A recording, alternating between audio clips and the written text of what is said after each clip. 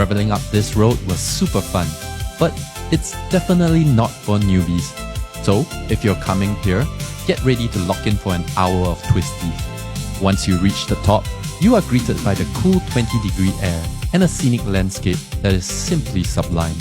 To people here. So bazaar reminded me of, the bazaars we had like 20, 30 years ago where things were still 1 or 2 ringgit and everything looked really homemade, and that was really, really nice to witness. This is what a real day with the local in Malaysia looks like. I spent the day with my couch surfing host starting at his catfish farm. Later we went to a nearby coconut farm to collect duckweed, a natural plant used as food for the fishes, floating on the water between the coconut trees. My bucket list items was a centipede temple. It's an underrated tourist site with amazing views of Seremban Hills. There's ponds with koi fish that you can feed, and even a pool with turtles in it. Colorful sculptures of Buddhist and Taoist deities. And no actual centipedes, because centipede is just a nickname, but there's this centipede here. Assalamualaikum dan salam sejahtera. Selamat datang kembali ke MOSA GEMPAK, saluran yang membawakan kisah-kisah menarik, unik dan viral dari Malaysia serta seluruh dunia. Hari ini, kita akan melihat reaksi para pelancong dari berbagai negara apabila pertama kali menjejakkan kaki di Malaysia. Ada yang terkejut melihat kemajuan negara, ada yang kagum dengan layanan mesra rakyat tempatan, dan ada juga yang langsung jatuh cinta dengan makanan serta budaya Malaysia. Jom kita saksikan sendiri kenapa semakin ramai pelancong memilih Malaysia sebagai destinasi percutian impian mereka. So I've been road tripping in Malaysia, and last night we finally made it to Gopeng, but our accommodation was so deep in the jungle that I was a little bit worried, like where did we end up? All my fears melted this morning when I woke up and saw that I was in a gorgeous villa surrounded by nature and by local villages. This place we're staying at is a mountain retreat, and the views at breakfast this morning were breathtaking. After a quick bite, we drove an hour north to Ipoh to explore the old town. And this city has so many food specialties to try. Apparently the pomelos are really good here, so that's the first thing I tried. And after lunch, I was really craving some local quays, and you will never believe what happened. I started strolling the streets as I didn't know where to go, and someone stops me and tells me she's a follower of mine. She must have been sent from the universe because she told me her grandparents are from Ipoh and that she recommended I try Adakah Cafe. It was far away from the main tourist areas and it was filled with locals. The first thing I noticed was their selection of Nyonya quays, and then I tried their iconic Ipoh white coffee. The coffee is so unique. It's foamy, fluffy, and creamy with hints of hazelnut. And all the food, both savory and sweet, was so good. My entire family agreed that this is one of the best places we've tried this entire holiday so far. Now, we're going back on the road, so I'll see you here again tomorrow for more updates on my trip. This is one of the most fun roads in Malaysia. Recently, I went on a short road trip to escape the heat. Our destination, Fraser Hill, which is situated north of Kuala Lumpur. After going north up the West Coast Highway and cutting past Malacca and KL, we were greeted by a winding ascent that tests your ability to corner upslope with your bike. Traveling up this road was super fun, but it's definitely not for newbies. So, if you're coming here, get ready to lock in for an hour of twisties. Once you reach the top, you are greeted by the cool 20-degree air and a scenic landscape that is simply sublime. A memorable trip for sure.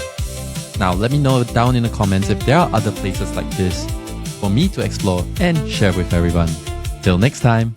This is how a simple trip to JB turned into a 1,000-kilometer drive around Malaysia. My dad and I started the day in Johor Bahru thinking, hey, we'd just head to Mersing, which is an hour and a half away from Johor Bahru. We stopped for lunch first and I had my favorite nasi goreng kampung at Kota Tinggi. So we filled up and thought, hey, let's go. Driving along Malaysia's east coast is a completely different experience. There's no proper highway, just long dual-lane roads cutting through forests, plantations, and small towns. If you've ever driven the North-South Highway on Malaysia's west coast, this is a totally different experience. Wildlife signs everywhere, elephants, monkey warnings, and honestly, a lot of roadkill too. It really felt like a different world compared to the west coast. After about an hour and a half, we reached Mersing. It's a quiet beach town, simple and almost frozen in time. I've been drawn to places like this after seeing them on an Instagram page that documents small towns in Malaysia. Places that still feel like the old Malaya. Mersing is usually busy because of ferries to Tioman Island where people go for scuba diving, but on a Tuesday afternoon it was pretty calm. So we did our prayers at the local mosque, had some hot tea, refueled ourselves and refueled the car, and then we asked ourselves, do we turn back to Singapore at this point? because Kuantan looks pretty near and reachable. It wasn't. The drive took us past Rompin National Park, which is a really old national park, alongside Negara, of course, and it is millions of years old, and some people say it's even older than the Amazon rainforest. Really cool.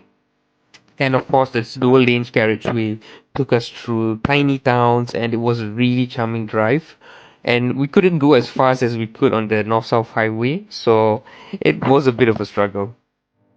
We stopped at this farmer's market, a really small one, and honestly, the both of us stood out like a sore thumb. Everything felt so old school, and the villagers all stared at us like, why are these two people here? The bazaar reminded me of, the bazaars we had like 20, 30 years ago where things were still 1 or 2 ringgit and everything looked really homemade. And that was really, really nice to witness. So after a quick peanut pancake, we pushed on. Eventually, we reached the coast, untouched beaches, really beautiful, facing the South China Sea, and that was really stunning. After a while, we crossed into the state of Pahang, and we passed through the city of Pekan, which is a really big city, and finally arrived in Kuantan right before sunset. So grateful, tired from driving, and honestly amazed at how far we've come. The question now is, do we head back to Singapore or do we keep going? Stay tuned for part 2. Okay, y'all, so we going through a special tunnel right now, right? Why is this special again? Because they drilled the mountain along the way to the royal city of Perak, Hey, let's go. And where are we headed, bro? to the Kuala Kangsar. We going to Kuala Kangsar. And what are we going to do in Kuala Kangsar, bro? We will watch culture, Okay, and we will meet the royal family. all right. And what's your name and where you from, bro? I'm Adi. I'm from Ipoh. Shout out to Zayat at the back. What up, bro? What's your name and where you from, bro? Zayat What? from Ipoh. What up, my brothers? Hey, man, we outside, y'all. Hey, stay tuned, man. Y'all know how it be. So we just left the tunnel. We on our way, man. I'm going to see y'all. Love y'all. Stay tuned. It's going down, for real. Hey, yo, I had to show some of this beautiful scenery, too, just to end this video. Yo, the road trips in Malaysia are so dope, y'all. You get to see, like, all this greenery, lush greenery. It's so beautiful, yo. It's so amazing. I'm going on a 5-day road trip from one end of Malaysia to the other all by myself. It feels dangerous and damn stupid to do as a girl on my own. Definitely. But I'm young and careless, so if I get kidnapped, I get kidnapped. Long disclaimer, just because I do doesn't mean you have to do also. Safety is important, so please be careful. My day one stop was Seremban because if I just drive straight across, there's nothing much to see. I left at 7 AM and it took me about 1.5 hours to reach. One of my bucket list items was the Centipede Temple. It's an underrated tourist site with amazing views of Seremban Hills. There's ponds with koi fish that you can feed, and even a pool with turtles in it. Colorful sculptures of Buddhist and Taoist deities. And no actual centipedes because centipede is just a nickname, but there's this centipede here lah. So that was interesting. After that I was thirsty, so I went to Seremban Gateway for a drink. Why is their charging more dripped out than the ones in KL? And guess what? Seremban Gateway is conveniently located right next to Museum Negeri Sembilan. It displayed mostly artifacts about Negeri Sembilan's history. There were a lot of cool antique items as well, like this particular TV. But you know what else I noticed? Negeri Sembilan has some really good painters. I know that art is subjective, right? But compared to the art that I saw in our KL National Art Gallery, the paintings here are way more detailed and realistic. They are gatekeeping all these hidden gems, bro. Maybe this is just my own personal preference, but modern art does not compare to this. Anyways, I was really hungry by then, so I went right back to Seremban Gateway since it was next door. And I ate some really good Vietnamese food at this place called My Viet, another gate-kept gem in Seremban, but then apparently they have a branch in KL. Their flavors are solid, their portions are generous. This place deserves all the good reviews in the world. And that's the end of day 1, but I'll be back on the road on day 2. So stay tuned, bye-bye! Sebaik sahaja tiba di Malaysia, ramai pelancong mengakui mereka tidak menyangka negara ini begitu moden, bersih dan selesa. Sistem pengangkutan awam yang teratur, pusat bandar yang dipenuhi bangunan ikonik serta kemudahan yang lengkap membuatkan mereka berasa mudah untuk melancong. Selain itu, keramahan rakyat Malaysia menjadi antara perkara yang paling sering dipuji.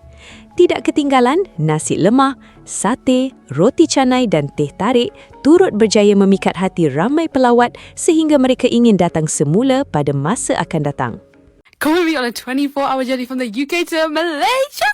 Oh my god, I have been waiting for this for months. So we began a long trek with my dad driving us to the coach station, and then we got the 2-hour coach to Manchester Airport, and then we printed out the labels and gave our checked luggage in, which were literally exploding. And I'm sorry, this has never been stressful. I don't know why my parents made it so stressful. After we got through security and all that shebang, we got some breakfast on Archie's because it was like 6 a.m. And then we found our gate and it was time to board the first flight to Doha. Qatar Airways are so cute with their little like blankets and everything. They gave us breakfast. I'm sorry, this does not slap. I watched this movie which low-key just pissed me off, but it made the time go faster. This flight was 7 hours long, and when there's only 2 left, to give us a little snack, and finally we landed on Doha. We walked around and stretched our legs, and oh my god, this airport is genuinely just gorgeous. After like an hour and a half, we got to the gates and boarded our next flight to Kuala Lumpur. This was a nighttime flight, and honestly I was just so tired, so I slept most of it. They gave us the food, and then everyone was just sleeping. And before I knew it, we'd already landed in KL. We had to take a short train to the main terminal to go through immigration and get our luggage. We converted some money, got a SIM, got some food, and then we were on our way to our Airbnb. I don't know where Malaysians are sourcing their architectural creativity, but I've arrived to an R&R in Perak. To me, this looks like a donjon. Never mind. Exercise. Wow, this is where heaven. Next a lot, we've got you covered. More like this, please. Worldwide. Looks like so much culture just at an R&R. What's that? Guys, Russian samovar? Just tell me. Can you believe this is an R&R, guys?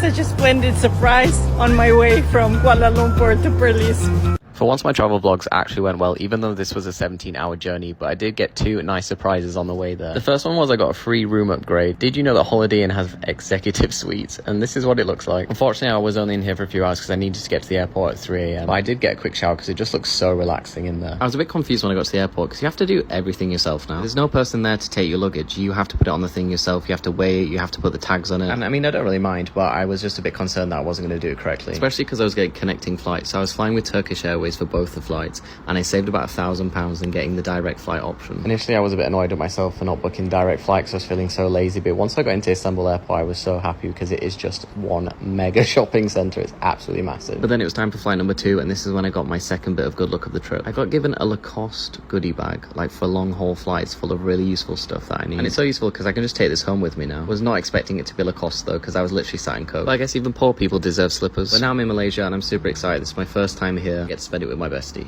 So আমি চেষ্টা করব হচ্ছে Malaysia by রোডে যাওয়ার জন্য সবচেয়ে easiest যে ওয়েটা আছে সেই ওয়েটা দেখানোর জন্য আমরা উডল্যান্ডস চেক পয়েন্ট দিয়ে হচ্ছে বের হব 67 নাম্বার বাসে আমরা উঠবো যে বাসটা আমাদেরকে নিয়ে যাবে হচ্ছে লিটল ইন্ডিয়া এক্সিট এ তে সেখান থেকে আমরা আরেকটা বাস চেঞ্জ করব আমরা এক্স্যাক্টলি হচ্ছে লিটল ইন্ডিয়ার যে এক্সিট এটা আছে মেট্রো স্টেশনের অপোজিটে যে বাস স্ট্যান্ড 170 সেই 170 বাসে উঠে যাব এখন অ্যান্ড 170 বাসটাই হচ্ছে আমাদেরকে নিয়ে যাবে হচ্ছে এখন উডল্যান্ড চেক পয়েন্টের দিকে সো এখানে আমরা আমাদের সিঙ্গাপুরের ইমিগ্রেশনটা শেষ করব উডল্যান্ড চেক পয়েন্টে এসেও ইমিগ্রেশন যে সেন্টারটা আছে ইমিগ্রেশন সেন্টারে অ্যারাউন্ড 2-3 মিনিট লাগছে আমার ইমিগ্রেশন শেষ করতে সিঙ্গাপুরের ইমিগ্রেশন শেষ করে আমরা চলে যাই হচ্ছে নিচে হচ্ছে 160 170X অ্যান্ড 950 এই 3টা বাস আসে হচ্ছে জোহর বারু চেক পয়েন্টটা মালয়েশিয়ার যে চেক পয়েন্টটা আর কি ইমিগ্রেশন সেন্টারটা তো ওখান থেকে আপনি হচ্ছে যে কোনো একটা বাসে উঠে দেন চলে আসবেন হচ্ছে জোহর Bahru check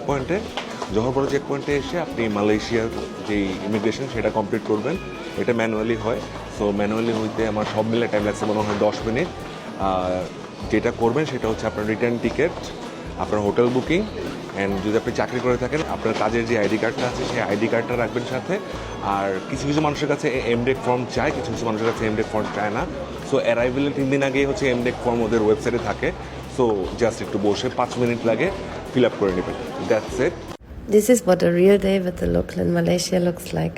I spent the day with my couch surfing host starting at his catfish farm. Later we went to a nearby coconut farm to collect duckweed, a natural plant used as food for the fishes, floating on the water between the coconut trees. Then something special happened. The farmers cut the coconut down from the tree using a local stick and a knife just for us. We drank the fresh coconut juice right there and opened it to eat the soft coconut meat. Nothing processed, just fresh and real. We stayed for a while, talking, listening, slowing down.